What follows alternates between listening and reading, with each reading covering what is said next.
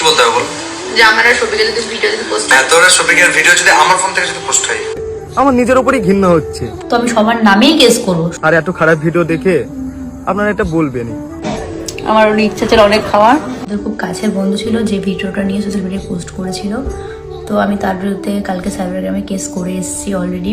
আর এনাদের সঙ্গে আরও 2জন না 3জন জড়িত ছিল, তাদের বিরুদ্ধে আমি কেস করে এসেছি। তো কেস করে আসলে তারা আইনের জায়গাটা নিচ্ছে। তো আমি তারপরও বলছি যে ভিডিওটার জন্য আমি অনেকই দুঃখিত, কিন্তু ভিডিওটা যেহেতু আমার মান সম্মান বা আমার ইজ্জত নিয়ে খেলা হয়েছে, সেহেতু ছেলেটাকে তো আমি ছাড়বই না।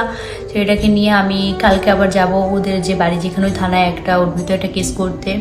আর এই ভিডিও নিয়ে আমার এসপির কাছে যেতে, আমি এসপির কাছেও যাব, যাতে আমার যেহেতু ইজ্জত নিয়ে মানে সোশ্যাল মিডিয়ায় খেলা হয়েছে, সেহেতু ওকে আমি ছাড়বো না। তো আমার যতদূর অবধি যেতে হয় আমি যাব।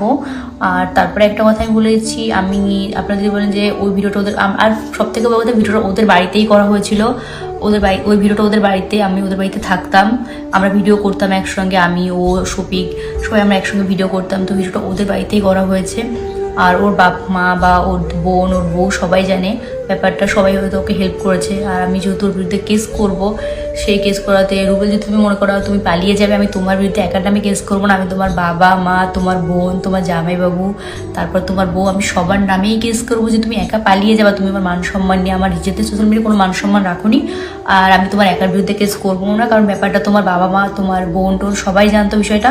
তো আমি সবার নামেই কেস করবো, শুধু তোমার একার নামে করবো না। তুমি পালিয়ে গেলেও কোনো ব্যাপার না, তুমি যেতে পারো, তোমার বাপ মাকেও তুলে নিয়ে আসবে, তোমার বোনকে, তারপরে তোমার বউকে, তোমার বোনের বরকে, সবার বিরুদ্ধে আমি কেস করবো। কারণ তোমরা পুরো আমার লাইফটাকে শেষ করে দিয়েছো। আমার আর কোথাও মুখ দেখানোর মতো কোনো জায়গা নেই, আমি কোথাও যেতে পারছি না, আমার পুরো ঘরের মধ্যে বন্দি হয়ে থাকতে হচ্ছে। তো তুমি ভালো থেকো, এটাই বলবো।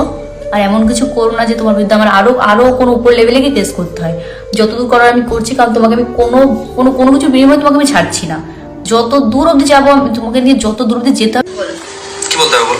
যে আমার আর শফিকের যদি ভিডিও যদি পোস্ট হয়, হ্যাঁ, তোর আর শফিকের ভিডিও যদি আমার ফোন থেকে যদি পোস্ট হয়, বা আমি যদি পোস্ট করি, এই ভিডিও তোমার চ্যানেল কারো কাছে নেই। হ্যাঁ, আমার কাছে শফিকের কোনো নেই, আর কথা তাহলে তুমি তোর ফোন থেকে ডিলিট করে দিবা। হ্যাঁ হ্যাঁ, হ্যাঁ তাহলে ভিডিও তো বলো যে আমার ভিডিওটা করার পরে তুমি ডিলিট করবা। হ্যাঁ, তোমার ভিডিও করবে, সব ডিলিট করে দেবো। হ্যাঁ, তো ডিলিট করবো মানে তোমার কোনো জিম্মেদারি নেই, টোটাল জিম্মেদারি আমার, তাই তো? তাহলে এই ভিডিও যদি পোস্ট হয়, তার জন্য দেখেন আমি রুবেল, আমি বলে দিলাম যা নাই তাই বলছেন। আর এটা স্বাভাবিক, কারণ আপনারা আমাকে অনেক ভালোবাসেন। আর এত খারাপ ভিডিও দেখে আপনারা এটা বলবেনই। তো বলতে গেলে এই ভিডিওটা 1-1.5 বছর আগেকার ভিডিও। তো আমি আগের থেকে অনেক পরিবর্তন হয়েছি। আর আমি এখন সবসময় কাজ নিয়ে ব্যস্ত থাকি, আর কাজের প্রতি অনেক ফোকাস দিচ্ছি। আর আমার কিছু বন্ধু আছে যাদের সহ্য হচ্ছে না, তারা চায় না যে আমি ভালো ভালো কাজ করি, তাই তারা এই ভিডিওটা ভাইরাল করছে আর ভিডিওটা পোস্ট করেছে। তো আপনারা এবার বলবেন কমেন্টে যে ভিডিওটা তোর এত পার্সোনাল ভিডিও, এত খারাপ ভিডিও তারা কি করে পেলো? তো বলতে গেলে আমার একটা বন্ধু আছে, রুবেল বলে নাম। তো এই ভিডিওটা দেখবেন যে আমার ফোনেও ছিল না, ভিডিওর মধ্যে অনেক কথা আছে, হয়তো আপনারা দেখেছেন। এই ভিডিওটা আমার কাছে ছিল না, আমার গার্লফ্রেন্ডের কাছে ছিল। তো আমরা শুট করছিলাম, তখন আমাদের 2টো ফোন তার কাছে দিয়েছিলাম। তো আমাদের ফোনের সে পাসওয়ার্ড জানতো, আর তাকে আমরা অনেক বিশ্বাস করতাম, তাই তাকে সবকিছু বলতাম। তো সে আমাদের ফোন থেকে ভিডিওটা নেওয়ার পরে আমাকে কন্টিনিউ ব্ল্যাকমেল করে। তো সত্যি বলতে গেলে আমি ওর কাছেই ছিলাম অনেকদিন ধরে, আমাকে যা বলতো তাই শুনতে হতো। তো কি মনে হলো যে ও আমাকে ব্ল্যাকমেল করতে করতে আমার এত পরিমাণে রাগ হয়ে গেছিল